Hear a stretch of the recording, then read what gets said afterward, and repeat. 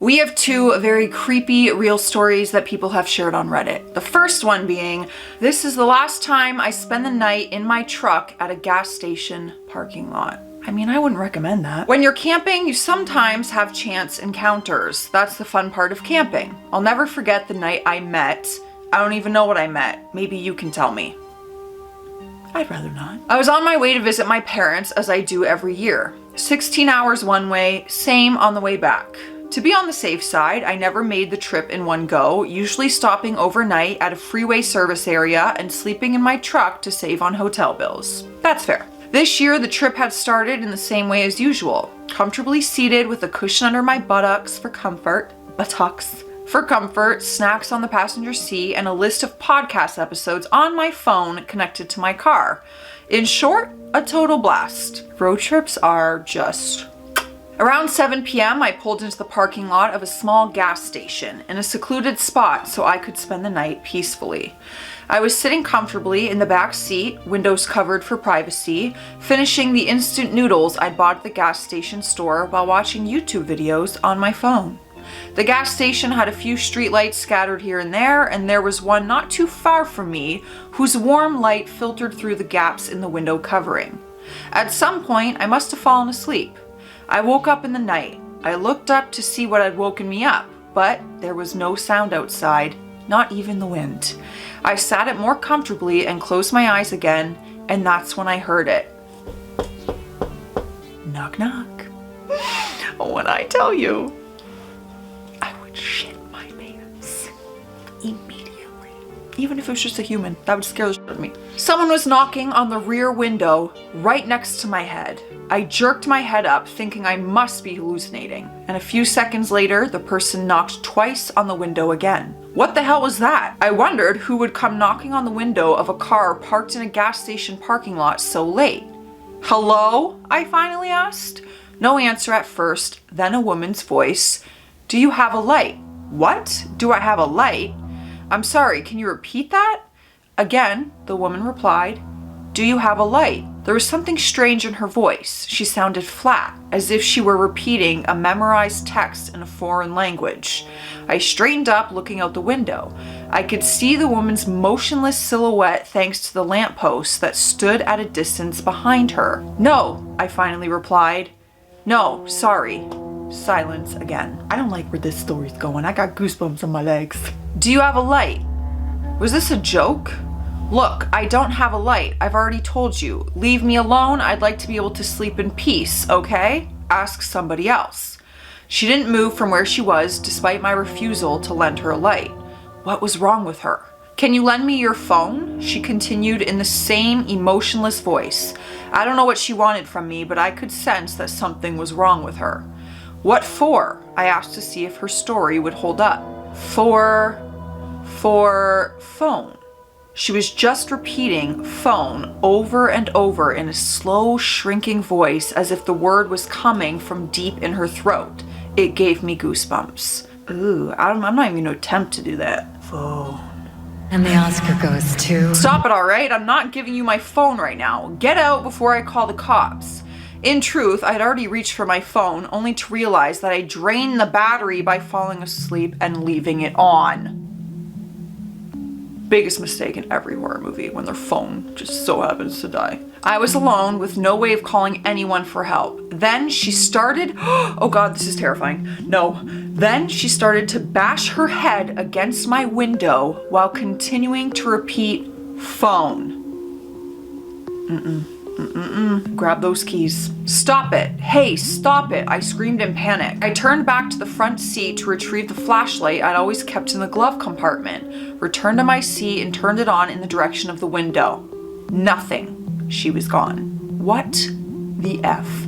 Did she just disappear? Without getting out of the car, I started to get closer to each window and pointed the flashlight everywhere, just looking for a silhouette, including the ground, to see if she was hiding somewhere, waiting for me to get out. I don't know what had happened. At first I thought maybe it was bait to lure me out of the car and rob me, but now I didn't know what to think. It was just the strangest thing that had ever happened to me, and my heart was still racing from the adrenaline. There seemed to be nothing around the car, at least as far as I could see from inside. The night was calm again, but I still didn't dare go out. I caught my breath and managed to calm down after a while. When I tell my parents about this, they won't believe it, I muttered. As I couldn't hear anything, I decided to try to sleep for a few more hours. Even though I didn't have the time on my phone, I could see through the gaps in the windows that it was still pitch dark outside. I lay down again and tried to sleep, but to no avail. The stress and tensions were still coursing through my body too intensely for that. At some point during the night, I sat up after hearing a pop and realized that the bulb in the nearest street light had gone out. Perfect. After about 1 hour, I think, as my mind wandered between wakefulness and sleep, I was again disturbed by the same sound at the window, which now had the effect of raising the hairs on the back of my neck. She was back, I thought to myself. Sir, I'm Officer Wake. I've been informed of a disturbance in the parking lot. Is everything all right? It was the voice of a young man, obviously a policeman. I began, not really knowing what to say. Yes, well no, everything's fine. Just a lost woman who came to ask me for a light in the middle of the night, but she's gone now. Everything's fine. Are you sure, sir? Yes, I'm sure. I don't know who called you. Maybe someone was alerted by the noise and my screams, I said with a laugh, the pressure easing. Please step out of the vehicle, sir. I just want to be sure that everything is right, he asked in an authoritative voice. No, really, I assure you everything's fine. I said, get out of the vehicle. I have goosebumps. I don't think that's the police officer. Wow, what the F was his problem? Out, he said in a loud voice. The hairs on the back of my neck were standing straight up. Something was wrong. Where's your car? I asked. No answer. Who called you? Still no answer. Oh my God. I have so many goosebumps all over my body. I don't want to read this anymore. Oh, it's gonna be like some shapeshifter. I moved slowly away from the pitch black window. With trembling hands, I grabbed the flashlight I'd kept with me and turned it towards the window. And there in front of me was the silhouette of the woman, the same one who harassed me a few hours earlier. Leave me alone, I screamed. Out! Like the last time she began to repeat the same word over and over in a slow, shrinking voice. Her voice was now somewhere between that of the police officer she imitated, I don't know how, and her original voice. What is Lila doing over there? Girl, get in here and come protect me. All at once, she disappeared and I heard her weight fall on my front hood.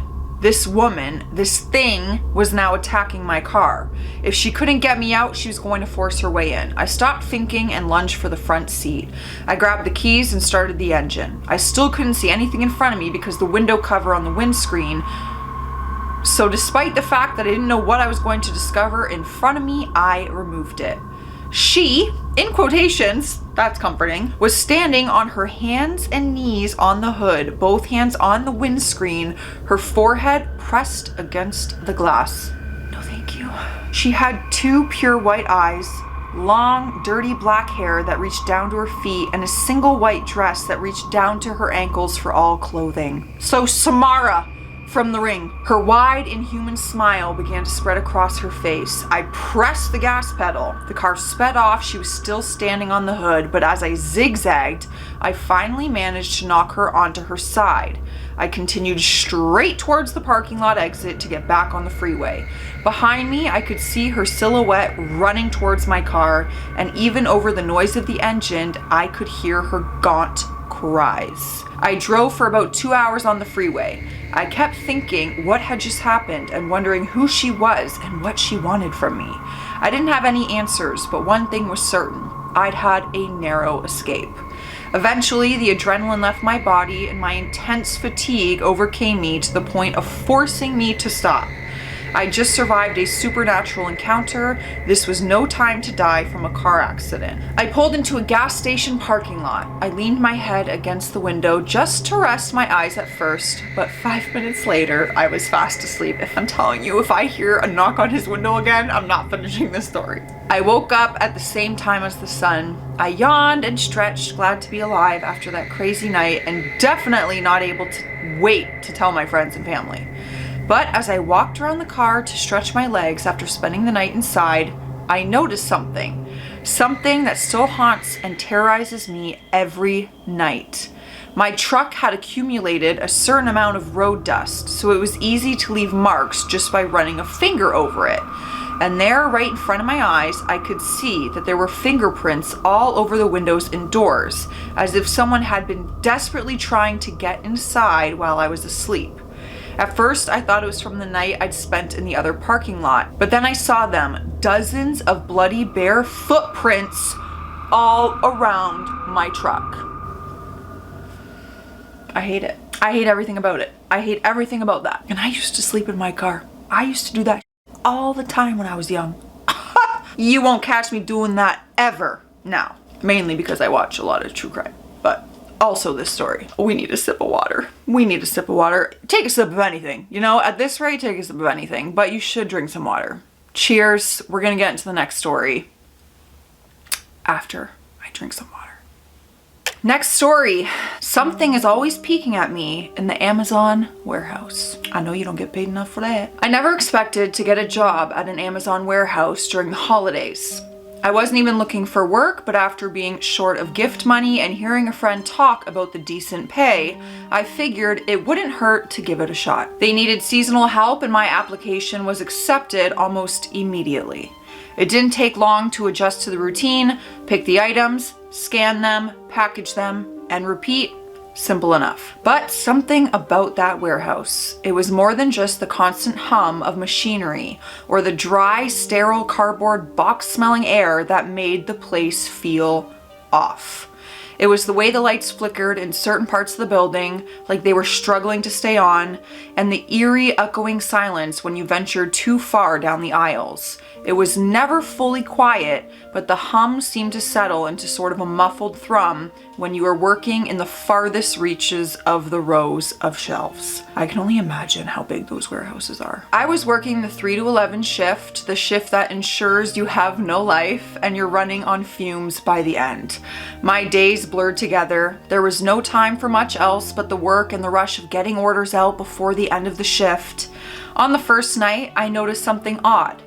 I was walking down the aisle, pushing my cart filled with picked orders, when I thought I saw movement from the corner of my eye. A figure, barely there, retreating behind one of the towering stacks of packages. That'd be enough for me. At first, I chalked it up to fatigue. You get tired after hours of the same monotonous tasks, and the lights in the warehouse did their part to distort things in the periphery.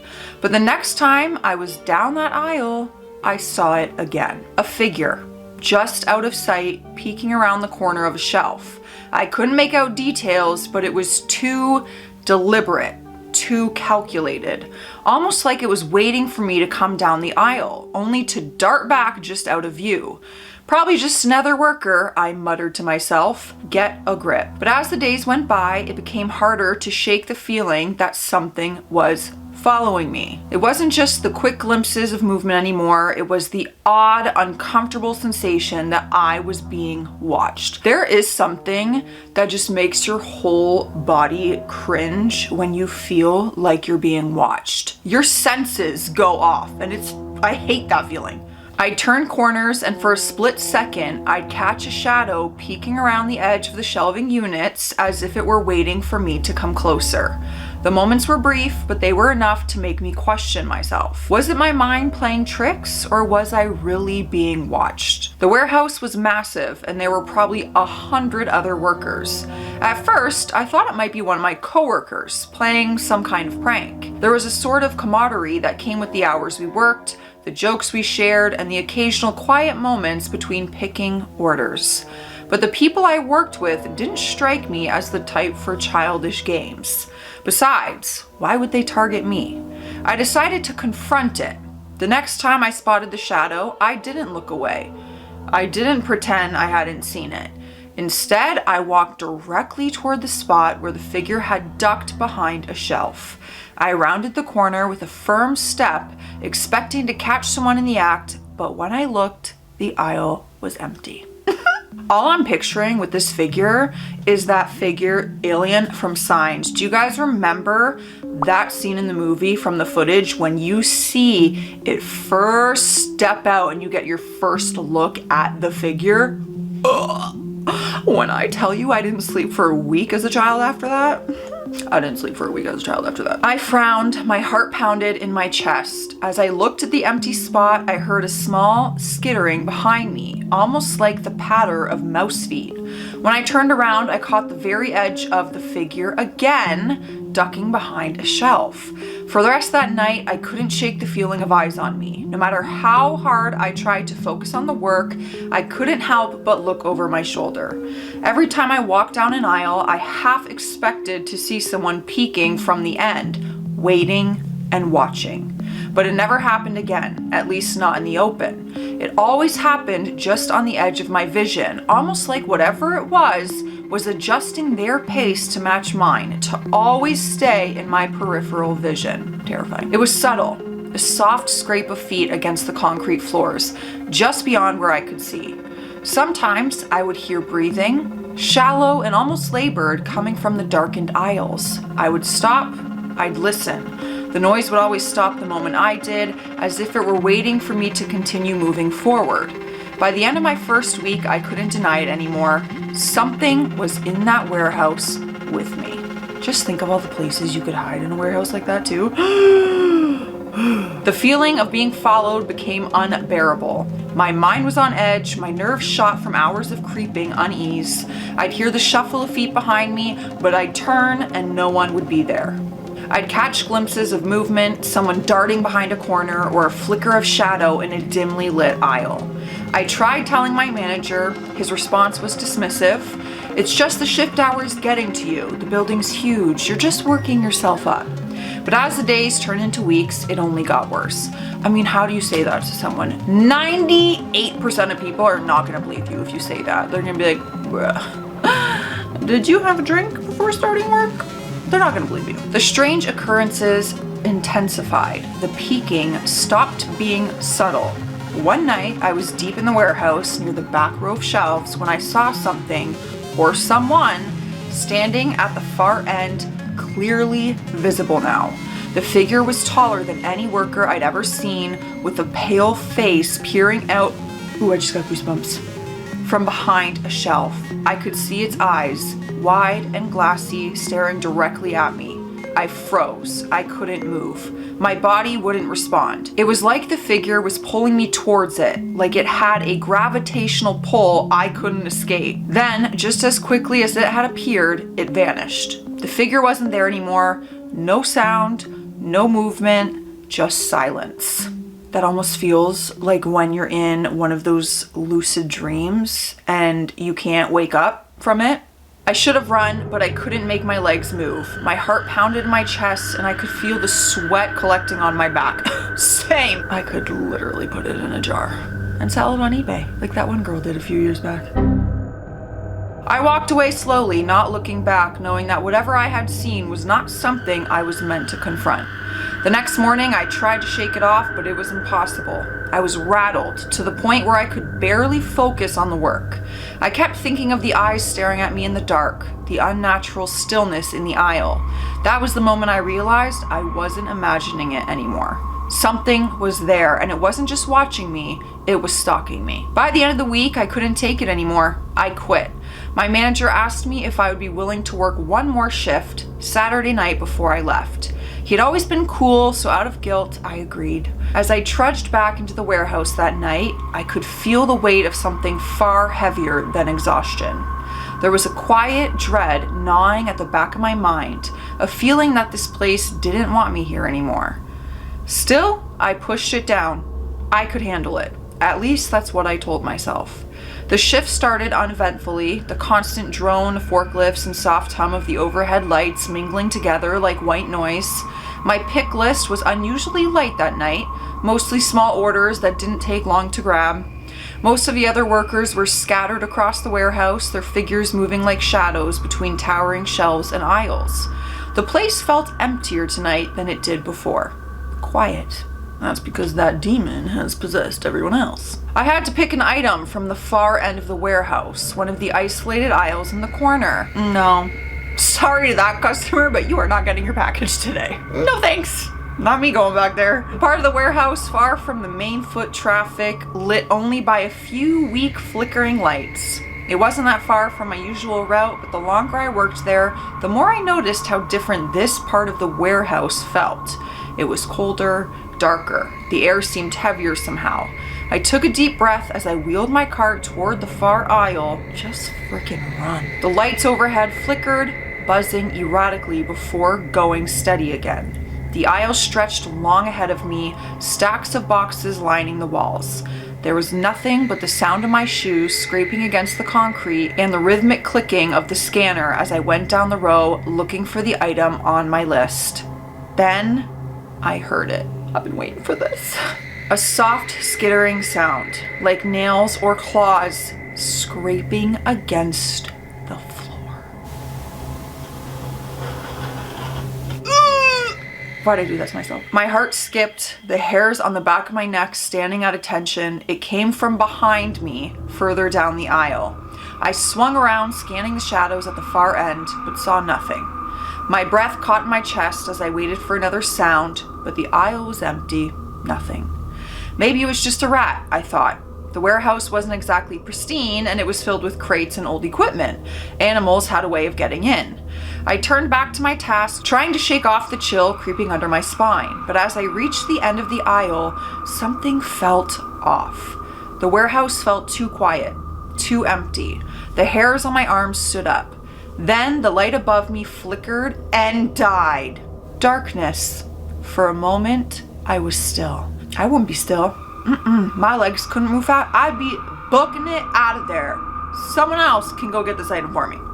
My eyes adjusted to the dim glow of distant lights further down the warehouse. I turned my head, but I couldn't see anything.